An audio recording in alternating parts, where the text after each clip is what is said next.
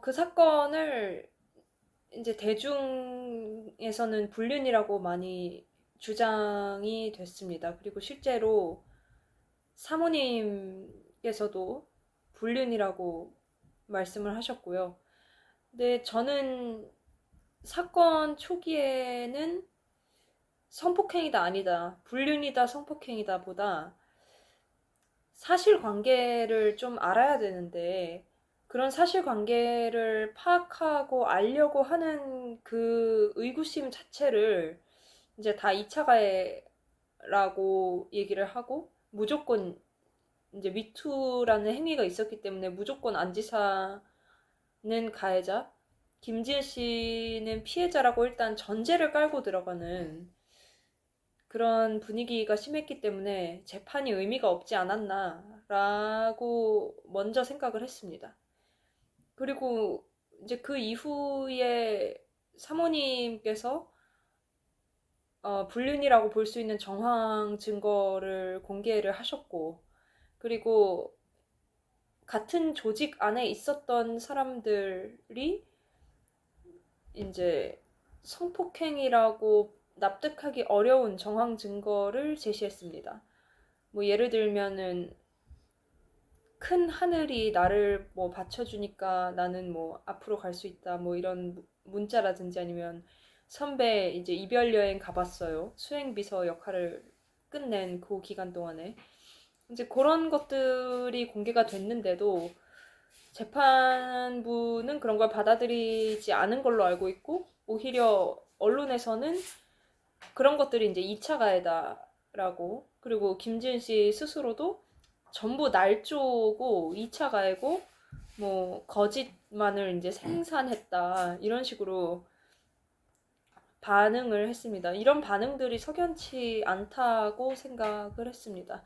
그리고 재판에서 뭐 다뤄졌던 내용 외에 제가 직접 보고 알고 있는 내용들, 여기서는 다 말씀드릴 수 없지만 그런 내용에 의하면 불륜이라고 생각을 합니다.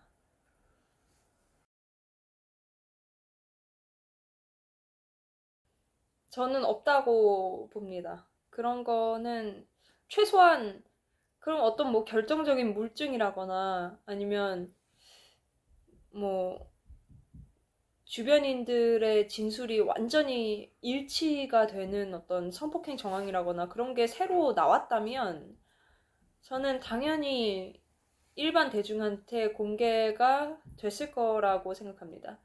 근데 그런 게 이제 전혀 없었고요. 그게 어떤 피해자의 권익 보호를 위해서 공개가 안 된다고 보기에는 워낙 반발 여론이 거셌었고, 또 1심에서 무죄가 나왔었고, 그렇기 때문에 피해자에게 조금이라도 유리한 증거가 있었다면 공개를 했을 거라고 생각합니다. 그런데 그런 거 자체가 없었고요. 1심에서 무죄가 나오고 2심에서 유죄로 뒤바뀐 사건, 그리고 그 판결이 3심까지 유지된 사건인데요. 1심에서 무죄가 나왔을 때 이제 조직 내 성폭력의 특성, 권력형 성범죄의 특성, 그리고 이 위력이라는 개념을 어떻게 볼 것인가, 그런 것들에 좀 어떤 보편성이 아니라 특수성에 초점을 맞추면서 음, 여론을 어떻게 보면 여론 메이킹을 했다 그래야 될까요? 페미니즘 쪽에서. 그래서 이제 폭행과 협박이 없었어도, 그리고 뭐 직위 해제에 대한 뭐 그런 협박이나 그런 것이 존재하지 않았음에도 불구하고 유죄다라는 그 결론을 내리기 위해서 성인지 감수성을 이제 생소한 단어지만 그런 거를 갖고 들어와서 일반 대중들한테 어떻게 보면 주입을 시켰다고 생각하기 때문에, 성인지 감수성과 피해자 중심주의는 또 서로 통하는 개념이고요. 근데 이게 재밌는 게, 피해자 중심주의는 피해자한테 적용시켜야 되는 건데 이거를 피해자가 맞냐라고 의심을 받는 경우가 실제로 있고요. 실제 피해자라도. 그런데 이제 이 사건의 경우는 미투를 했다? 피해자다. 라는 전제를 깔고 들어갔기 때문에 이제 피해자 중심주의를 무조건 적용을 해가지고 이 진술의 진실 여부를 검증하는 데에도 어려움이 있었고, 또 반대 증언을 하는 사람이 피해자 중심주의에 어긋나는 일을 했기 때문에 성인지 감수성이 없기 때문에 뭐 2차 가해를 하는 게 또 될 수 있었던 거고, 그런 식으로 이제 빠져나갈 수 없는 돌고 도는 논리를 좀 만든 측면도 있는데, 아무튼 결국에는 본질적으로, 그리고 궁극적으로는 피해자 중심주의와 성인지 감수성이 이 판결을 뒤집는 데에 결정적인 역할을 했고, 그게 없었다면 2심도 유죄가 아니라 무죄가 나오지 않았을까라고 생각합니다. 증인이 둘로 나뉜 것도 맞고요. 사실은 김지은 씨를 조력했던 쪽이 오히려 안희정 지사를 조력했던 쪽보다, 그러니까 안희정 지사에 대한 유리한 증언을 했던 쪽보다 더 열정적으로 지사를 지지했던 사람들입니다. 연령도 상대적으로 젊습니다. 성비는 의외로 남녀가 크게 차이 나지 않습니다. 여초는 아닙니다. 남초도 아니고요. 그렇다고 남자가 조금 적습니다. 이렇게 두 개로, 어떻게 보면 하나의 조직이 두 개로 갈라져서 싸우는 상황이 됐던 것인데요. 이게 서서히 나뉜 게 아니라 편이 한 번에 확 나뉘었습니다. 그리고 이제 편이 나뉘게 된 계기는 김지은 씨를 조력하는 쪽이 먼저 생겼습니다. 먼저 생겼고, 나머지 이제 회색 지대에 많은 사람들이 남아 있었습니다. 근데 김지은 씨를 조력하는 쪽이 먼저 매우 강경한 입장으로, 젊은 사람들 중심으로, 그리고 당시 이제 가장 컸던 지지 그룹을 포섭하면서 이렇게 한마디로 힘을 발휘하기 시작한 겁니다. 그랬는데 이제 그쪽에서 JTBC에도 인터뷰를 하고 뭐 이제 입장문도 내고 이런 식으로 여러 가지 공적 발언들을 했는데, 거기에 이제 캠프 구성원들이 동의할 수가 없는 내용들이 끼어 있었던 겁니다. 그러니까 예를 들면 뭐 성폭력이 만연한 조직이었다라든지, 매우 수직적이고 억압적인, 그래서 개인의 의사가 전혀 반영되지 않는 뭐 조직이었다, 폭력적인 조직이었다, 뭐 이런 식의. 근데 그것들은 이 회색지대에 남아있던 다수가 동의할 수 있는 부분이 아니었습니다.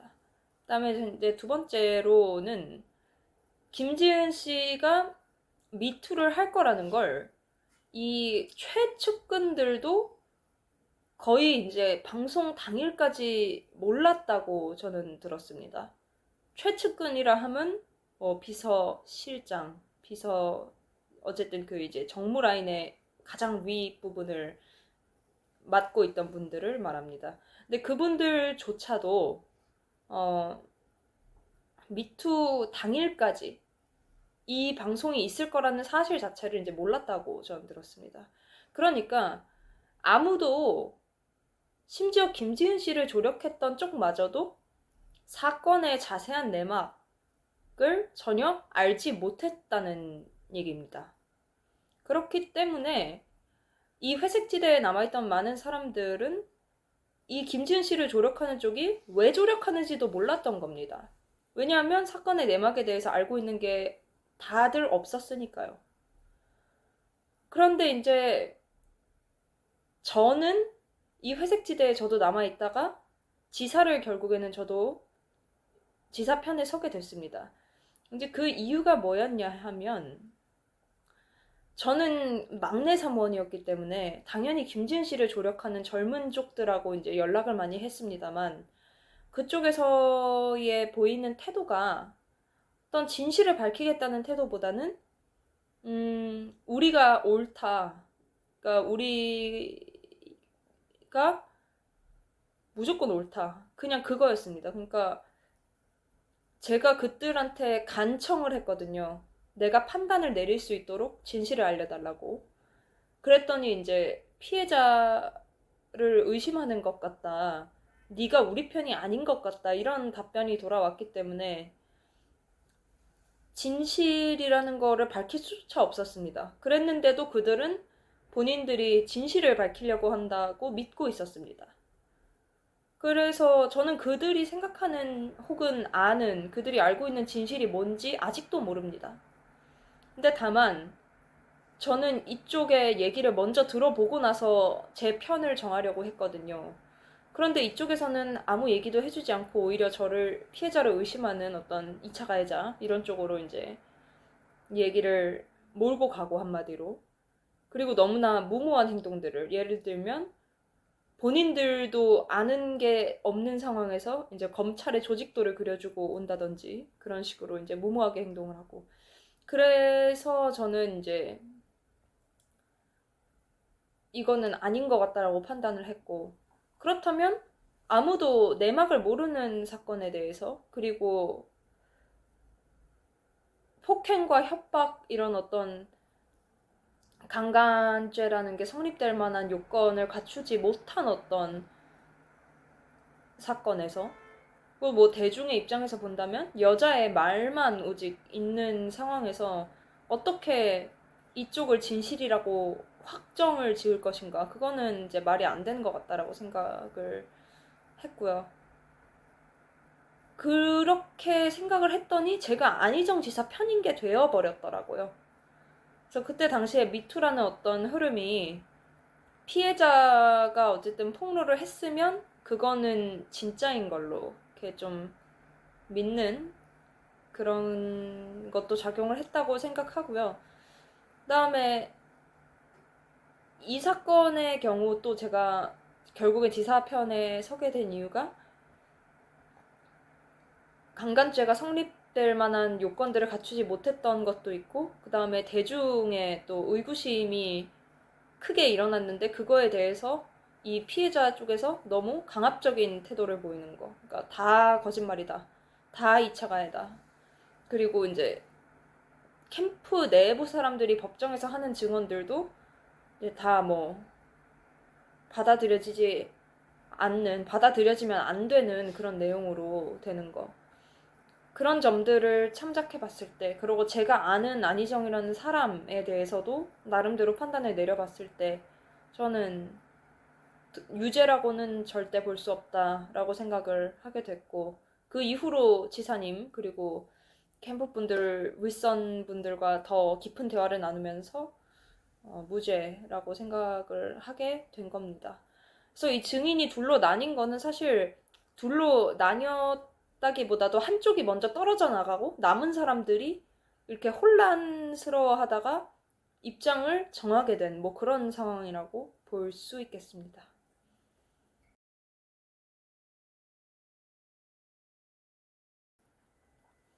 아,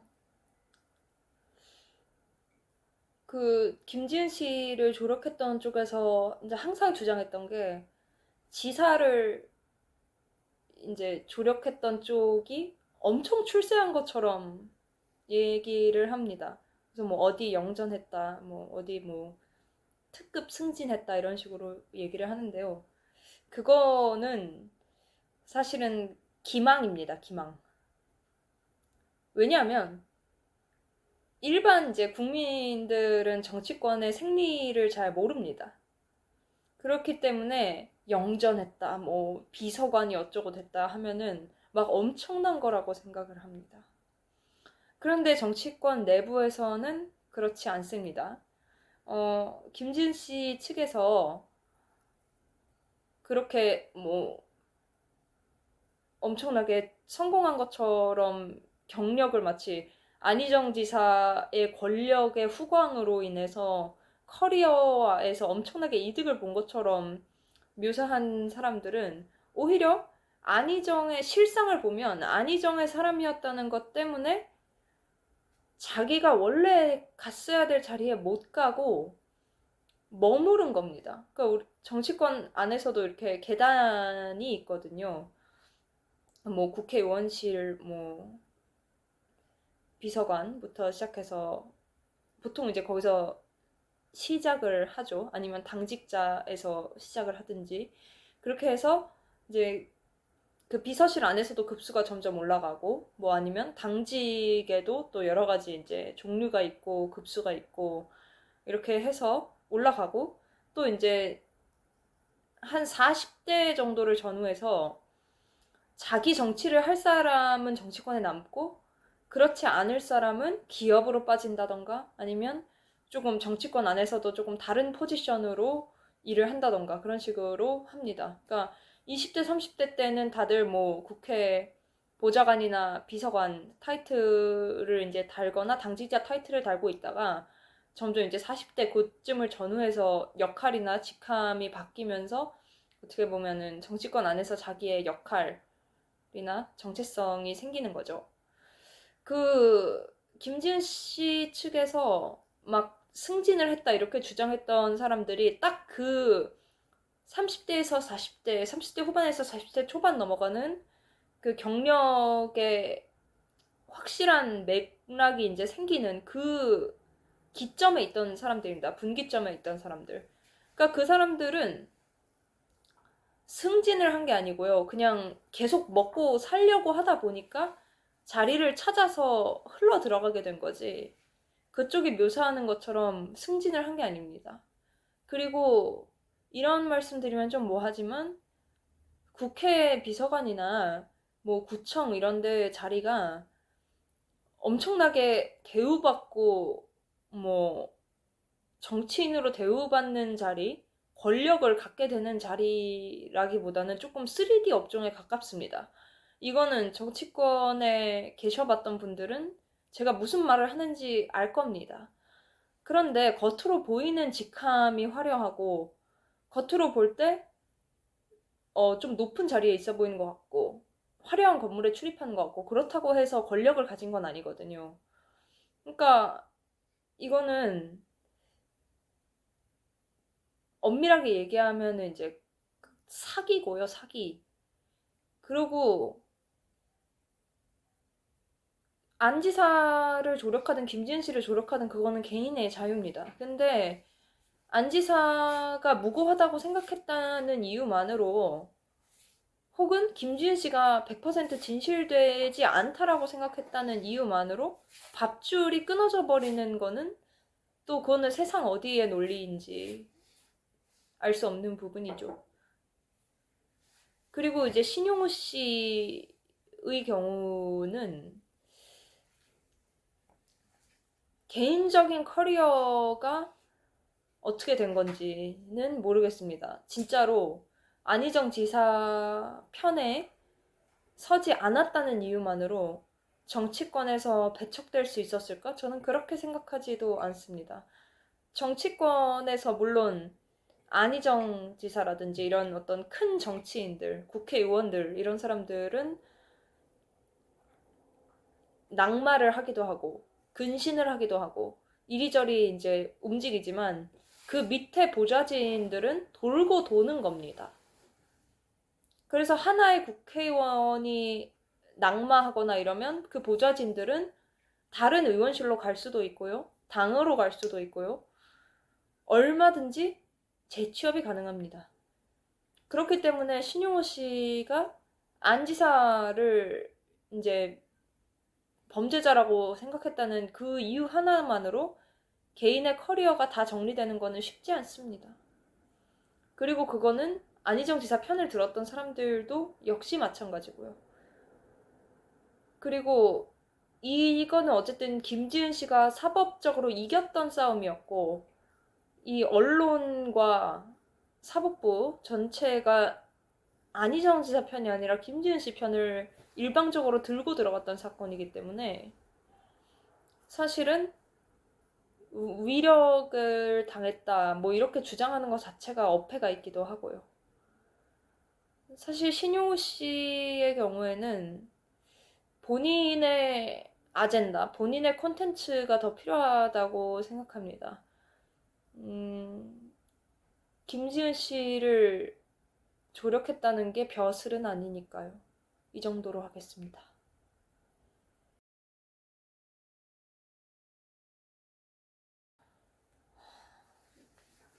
제가 최근에 이제 북콘서트를 했는데 거기서 청중 한 분이 엄청 날카로운 이제 발언을 하시는 겁니다.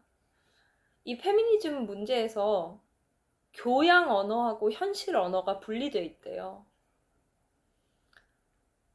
그 교양 언어라는 건 뭐 우리가 오피셜한 상황에서 쓰는 이제 모든 언어를 의미하겠죠. 그리고 일상 언어, 현실 언어 이런 건 우리가 진짜 하는 생각 이런 걸 이렇게 편하게 표현할 때 쓰는 언어를 얘기할 겁니다. 근데 일단 여성계는 이 사건을 페미니즘의 승리로 못을 박아둔 게 맞아요. 그렇기 때문에 아무도 함부로 이 교양 언어의 세계에서는 김지은 씨한테 반기를 들지 못합니다. 그런데 현실 언어의 세계에서는 김지은 씨가 피해자라고 생각하는 사람을 찾아보기가 되게 드뭅니다. 그렇기 때문에 일반 사람들은 이 사건에 대해서 생각을 할 때 뭔가 내가 억눌린 느낌을 받을 수밖에 없습니다. 왜냐하면 내 실제 생각은 그렇지 않은데, 내 주변에도 그렇게 생각하지 않는데, 모든 이제 언론이나 뭐 법의 판결이나 이런 것들은 다 김지은 씨 편으로 되어 있으니까요. 그러니까 이거는 공식적인 승리가 맞고요. 지금 저는 똑같이 공식적인 교양 언어로 그 승리에 대해서 반기를 들려고 하는 겁니다. 그리고 이 힘이 모이지 않죠. 교양 언어가 김지은 씨 편으로 되어 있으니까 일반 대중들이 아무리 이 사건을 뭐 불륜이라고 웃어 넘기고 심지어 이 사건은 상당히 이제 불륜으로 희화화도 많이 되고 있는데 그런 것들은 힘이 모이지 않습니다. 그렇기 때문에 페미니즘이 이 사건에 대해서 아직도 헤게모니를 잡고 있다고 봐야 될 겁니다. 근데 페미니즘 진영이 지금도 이제 뭐 2차 가해가 계속되고 있다 이런 식으로 얘기를 하는 건 그리고 뭐 부친상 모친상의 조화를 보낸 것도 2차 가해라고 얘기를 하고 출소 당일날도 뉴스를 내는 게 이제 또 뭐 피해자한테 두려울 것이다 이런 식으로 얘기를 하는 건 엄청 과한 행동인 거죠. 그러니까 결국에는 그들이 생각하는 가해자 안희정 지사의 편을 공식적으로 들 수 있는 모든 루트를 막아버린 상태에서 그 한 사람의 개인적인 이 관혼상제에 조화가 같다고 그것도 2차 가해라고 한다면 자비가 하나도 없는 겁니다. 그리고 자신과 다른 생각을 하는 타인을 존중하지 않는다는 얘기도 되고요. 그리고 김지은 씨가 특집 인터뷰를 해서 그런 말을 했습니다. 난 여전히 화형대 위에서 불타고 있다. 나는 사막에 있는 선인장처럼 뭐 이렇게 건조한 메마른 땅에서 이렇게 버티고 있다. 이런 식으로 얘기를 했는데 아마 영원히 그럴 겁니다. 왜냐하면 공식적으로 승리를 하긴 했으되 일반 사람들을 설득하는데 실패했기 때문입니다.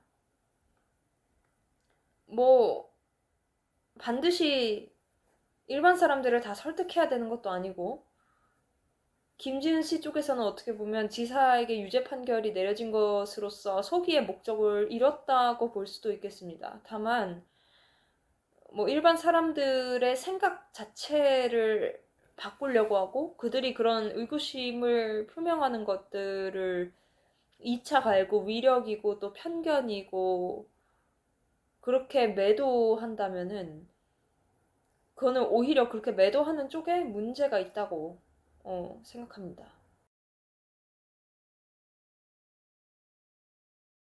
근데 유죄 판결이 내려졌다고 모든 사람들이 다 이제 아가리에 지퍼를 채워버리면 법이 전혀 발전을 안 하지 않을까요? 저는 진짜 이중적인 태도라고 생각합니다. 이제 1심 때는 사법부가 무죄를 내렸습니다. 그때 여성계가 이 들고 나왔던 피켓에 뭐라고 적혀 있었냐면 사법부가 유죄다라고 적혀 있었습니다. 아마 그때 수많은 이제 여성단체에서 이 시위를 어떻게 보면은 조직을 한 건 아닙니다. 그 시위는 이제 자발적으로 일어났던 게 맞는데요. 수많은 이제 여성계의 힘이 모여서 성인지 감수성, 피해자 중심주의 이런 것들을 막 이렇게 마치 이게 새 시대의 어떤 기준인 것처럼 그렇게 하지 않았다면 당연히 2심에서도 무죄, 3심에서도 무죄가 나왔을 겁니다. 그러니까 여성계가 어떻게 보면 사법부를 바꾼 거예요. 그리고 사법부는 안희정 2심 선고를 2심에서 안희정에게 유죄 선고를 내렸던 사법부는 이건 제가 지사께 보낸 서신에도 있는 내용인데 그 유죄를 안 지사에게 내리고 얼마 안 가서 이웃집 60대 남성에게 성폭행 당한 소녀 미성년자 그것도 이제 제가 기억하기로는 아동에 가까운 미성년자였거든요. 그 아이한테 가해자 무죄를 때립니다. 그러니까 60대 남성의 잘못이 없다고 판결을 한 거예요. 근데 그 이유가 뭐냐면 이 남성이 이 아이한테 어떤 뭐 대가를 주겠다. 그 대가가 음식이었던 걸로 기억하거든요. 뭐 간식 같은 거. 그러니까 사소한 아이들이 좋아할 만한 그런 거였던 걸로 기억을 합니다. 그러니까 그 사법부도 자기 모순을 저지른 거고요. 그러니까 그 아이한테는 위력이 행사되지 않은 건가? 이거는 사법부가 미친 판결을 한 거거든요. 그 60대 남성한테 유죄를 때렸어야 됩니다. 왜냐하면 미성년자, 그것도 아동에 가까운 미성년자라고 했죠. 그런 아이를 유인을 해가지고 아이가 좋아할 만한 걸로 유인을 해가지고 성을 어떻게 보면 착취한 거거든요. 근데 그런 재판부가 그런 판결을 한 그 동일한 재판부가 안희정 지사한테는 유죄를 내렸습니다. 이거는 김지은 씨가 애만도 못하다는 얘기거나 애만도 못하다는 얘기예요. 애만도 못하다는 얘기. 그러니까 사법부가 언제나 공정하지 않고요. 그리고 여성계는 사법부한테 항상 분노해 왔습니다.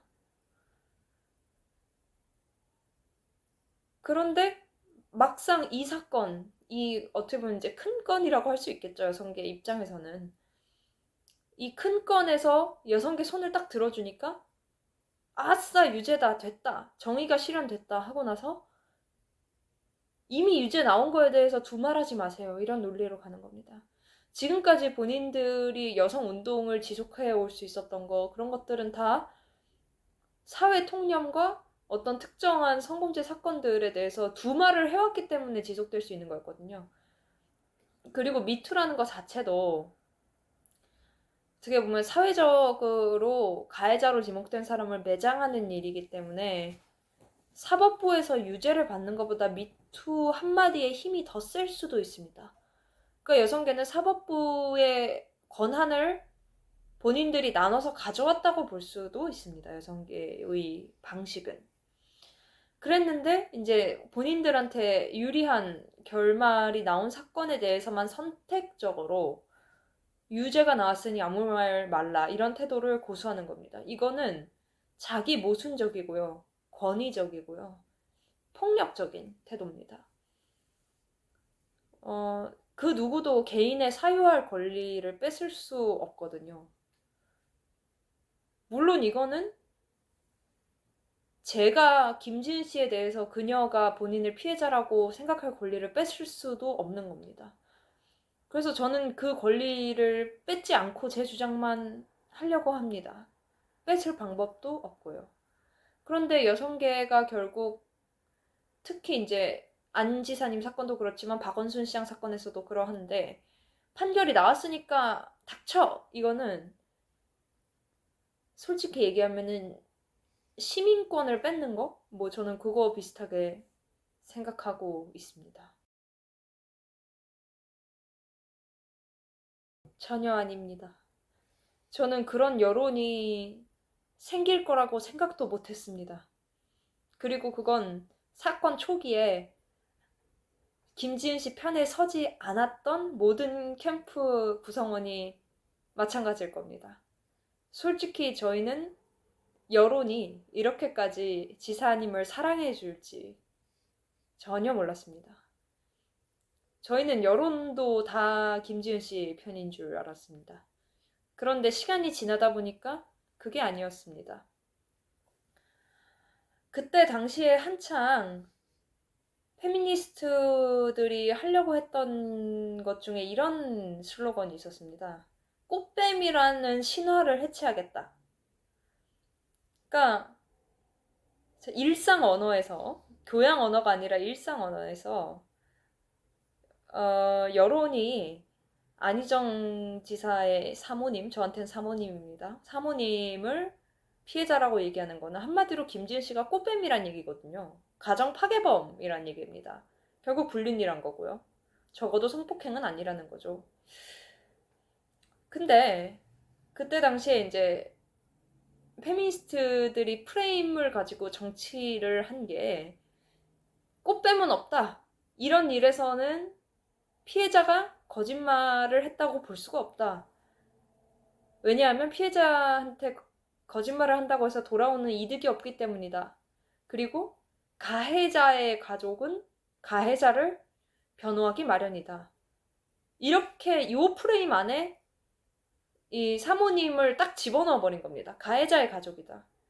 그러니까 한 명의 여성으로서 보지 않은 거죠. 그러니까 이 사건은 폭행과 협박이 없기 때문에 정황 증거를 넓게 고려해야만 하는 사건입니다. 그리고 실제로 재판 과정에서 폭행 협박이 없음에도 불구하고 위력에 의한 간음을 입증했어야 됐기 때문에 정황 증거라는 걸 굉장히 광의로 잡고 폭넓게 고려를 했습니다.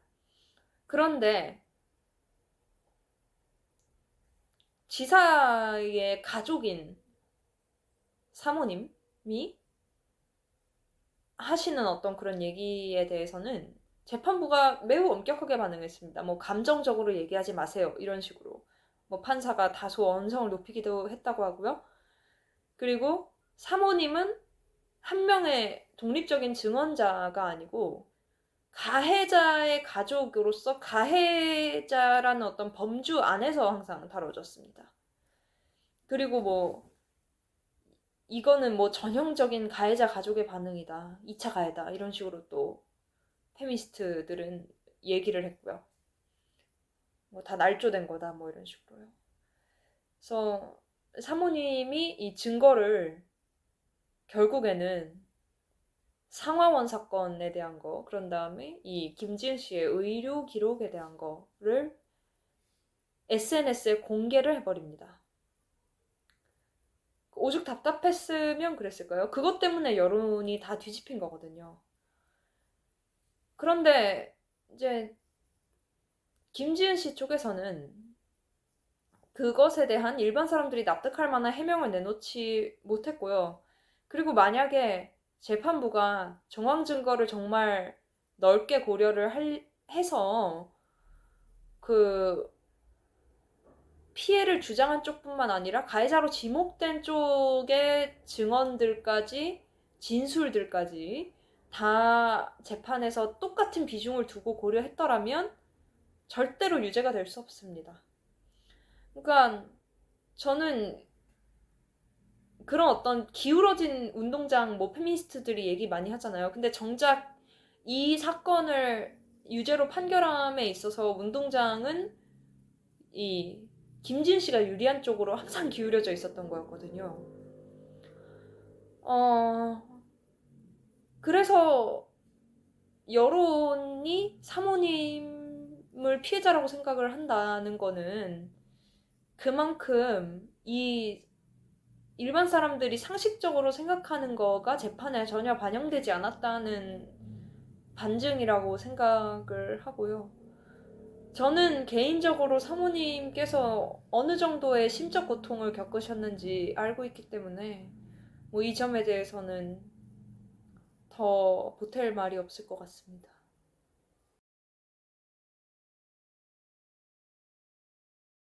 일단 그 엄청난 숫자에 대해서는 저도 이제 준비하고 자료를 좀 찾고 그러다가 알았는데 여성계의 숫자가 세는 기준에 따라서 다 다르다고 합니다.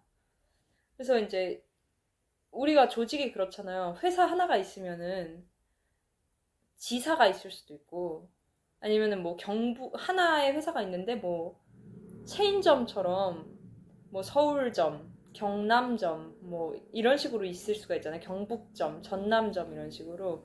근데 여성단체도 하나의 이름을 가진 단체가 있으면은 그게 뭐 경기 지역에도 있고 충청 지역에도 있고 경상 지역, 전라 지역 뭐 이렇게 거점들이 또 있는 경우가 있고 그래서 이거를 세는 기준에 따라서 뭐 많게는 막 1000개가 넘기도 하고 적게는 몇 개로 집약되기도 하고 뭐 그렇다고 합니다. 그런데 이제 이 260개라는 숫자는 아마 안 지사님 사건에 대해서 그 공동대책위원회라는 게 있었거든요. 거기에 이름을 올리거나 협력을 한 여성단체의 수를 말하는 것일 겁니다. 그렇게 생각해도 놀라운 숫자죠. 그 주식 종목 수 260개 외우는 사람도 없을 텐데, 대한민국에.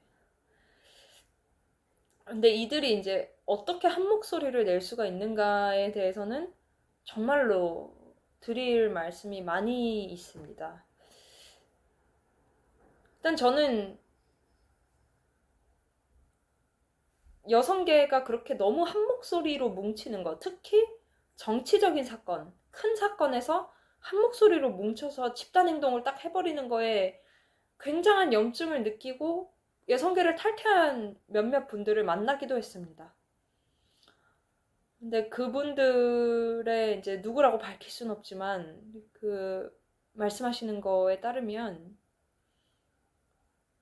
너무나 이 방향성이 일단 정해져 버리면 그 방향성을 정한 거에 허점이 있더라도 무리하더라도 심지어 어떤 거짓의 여지가 있다고 하더라도 그 방향대로 가기를 사실상 내부에서 강요받는다.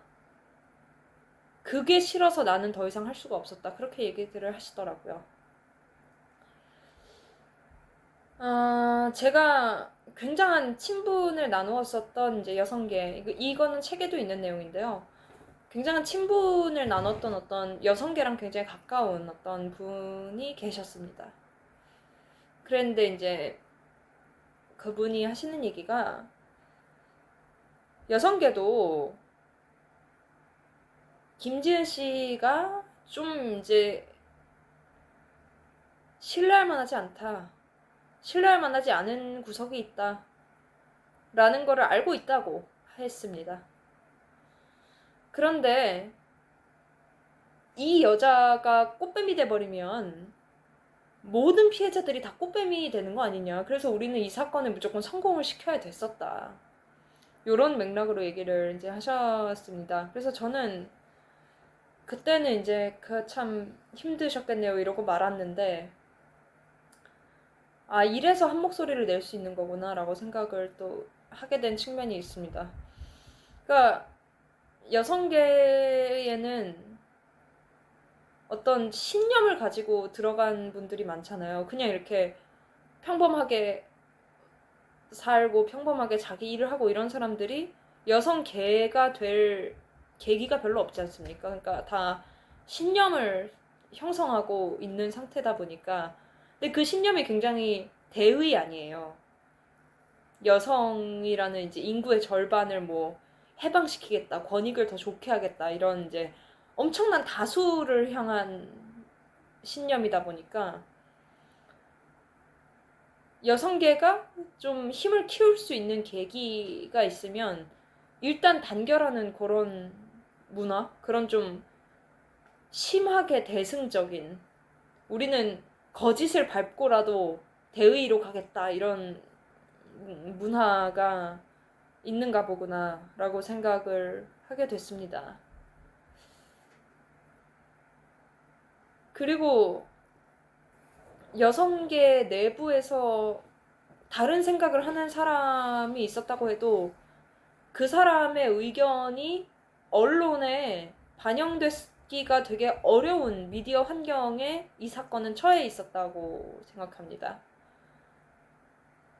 그 여성계 안에서 그런 내부, 어떻게 보면은 영린이죠, 영린. 영린이 나왔을 때 반향이라는 거는 너무나 클 것이었기 때문에 어떤 방송, 어떤 언론 매체도, 그리고 어떤 한 개인도 그것을 감당하려고 하지 않았을 겁니다. 설사 개인이 감당하려고 한다고 해도 언론 매체에서 커트를 했을 거다. 저는 그렇게 예상을 합니다. 이런 것들은 사건을 겪으면서 제가 했던 직간접적인 여러 개인적인 경험들에 의해서 제가 이렇게 짐작을 하는 거고요.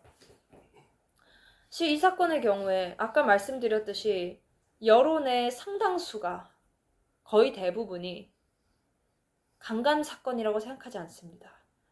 그럼에도 불구하고 이 사건에 대한 첫 번째 반론책이라고 할까요? 공식 기록물로서 이 사건의 정면으로 반기를 드는 것은 제가 처음입니다.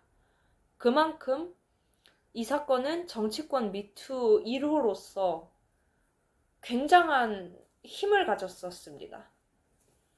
그렇기 때문에 그 힘의 어떻게 보면 유혹이었겠죠, 여성계에게는.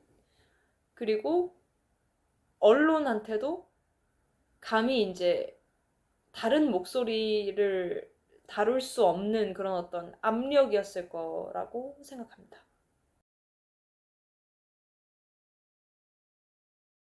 네. 그런데 선택적으로 끼치고 있다고 생각합니다. 성범죄 사건은 건건마다 정말 다릅니다. 겉으로 볼 땐 비슷해 보여도. 그게 또 이제 은밀한 이 밀실에서 이루어지는 그 사건의 특성, 성범죄라는 사건의 특수성이란 게 분명히 작용을 할 겁니다.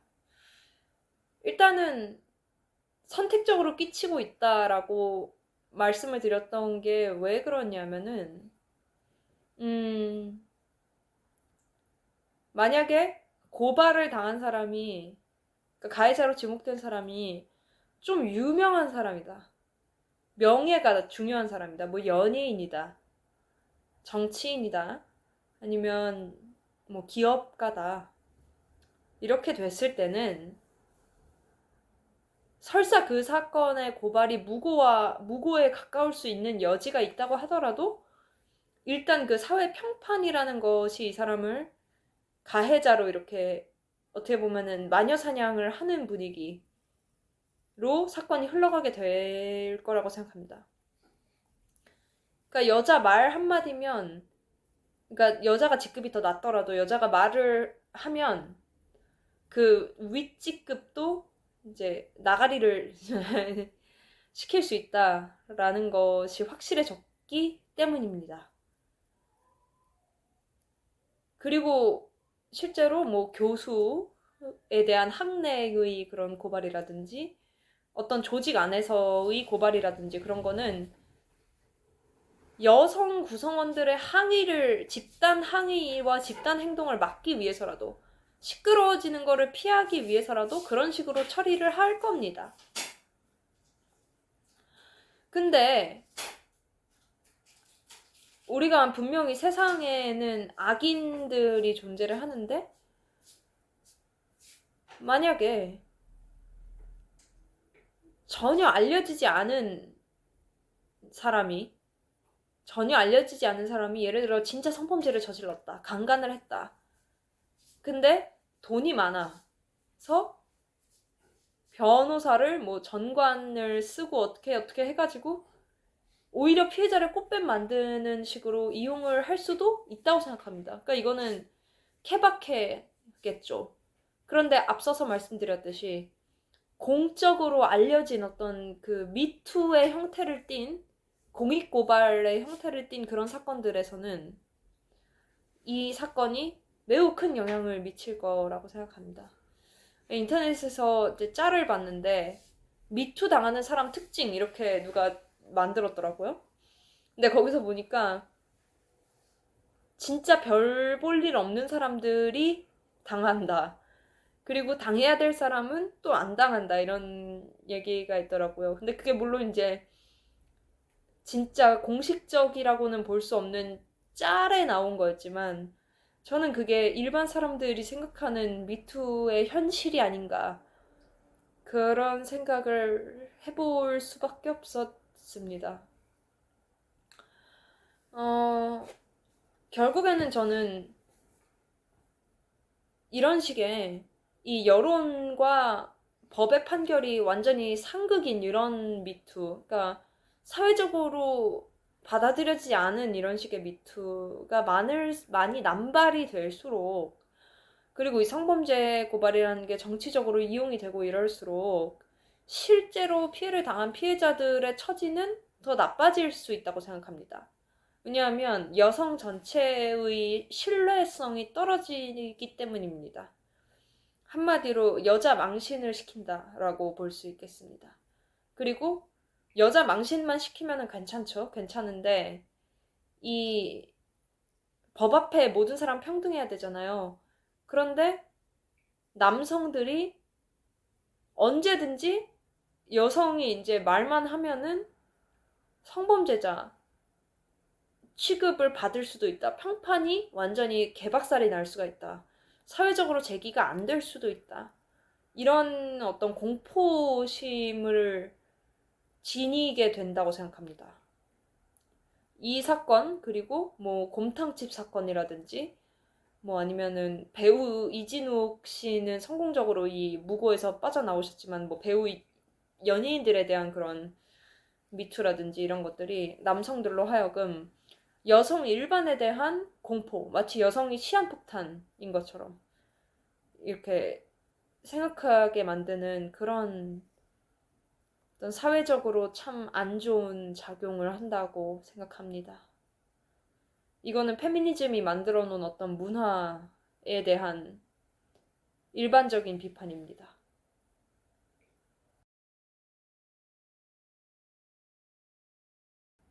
파괴할 수 없는 거는 양심입니다.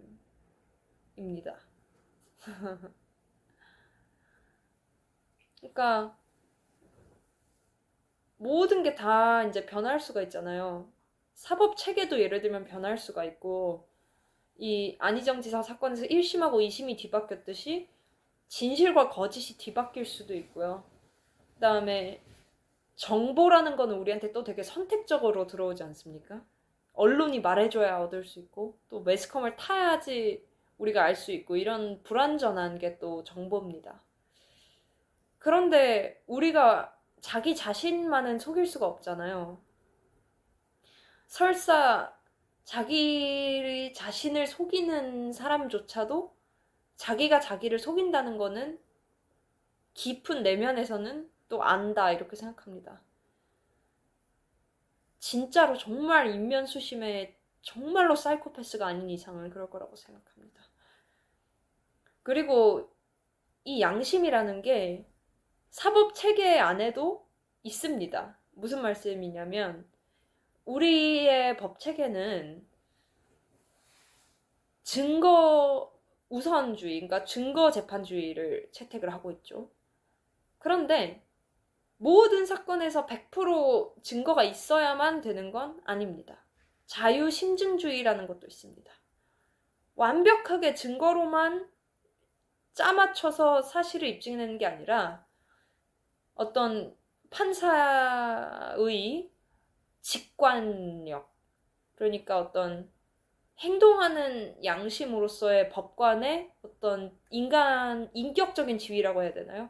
인문학적인 지위라고 해야 되나요? 그런 것들을 부여를 하는 겁니다. 그래서 예를 들어서 제가 이 예를 많이 듣는데요. 어떤 할머니가 요양원에 감금되는 일이 있었다고 합니다. 근데 그 요양원에서 이 할머니를 감금시킨 가족하고 결탁을 해가지고 핸드폰도 뺐고 뭐 병원 안에는 CCTV도 없고 그리고 어느 날 그냥 아들하고 며느리가 차를 타고 가가지고 그냥 병원에 버린 겁니다. 그래서 할머니가 몇 년 동안 그 요양원에 갇혀서 감옥 속에서 마치 정말 현대판 노예처럼 인권이 완전히 말살당한 생활을 했습니다. 그런데 할머니가 쪽지에 이렇게 일기를 쓰셔가지고 남겨놨다고 합니다. 그런데 그 아들하고 며느리한테 중형이 선고됐다고 합니다. 아, 근데 이거 물증 없는데, 왜? 나 억울해. 이거 다 조작이에요. 이 일기 저거 종이 조각이 조작해서 만들 수도 있죠. 이렇게 아무리 주장을 해도 그 판사의 어떻게 보면 양심이 이 할머니의 진정성이랄까요? 그런 걸 알아본 그런 경우죠. 그러니까 심지어 법에서도 개인의 양심이 활동할 수 있는 조그만한 공간을 줍니다. 근데 이런 것이 오염되거나 악용되면 안 되겠죠. 특히 성인지 감수성 같은 어떤 신종 프레임 같은 걸로 악용되면 안 되겠죠. 그래서 파괴할 수 없는 것이라는 제목은 진정한 의미의 양심이라고 해야 되나요? 뭐 그런 걸 상징합니다. 우리 내면에 살아 숨쉬고 있는 그런 걸 상징합니다.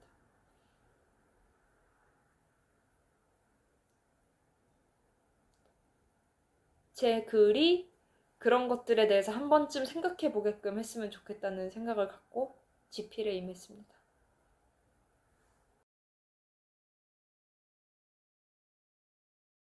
제가 국회의원이 아니어가지고 국회의원이 이런 책을 썼다 하면은 참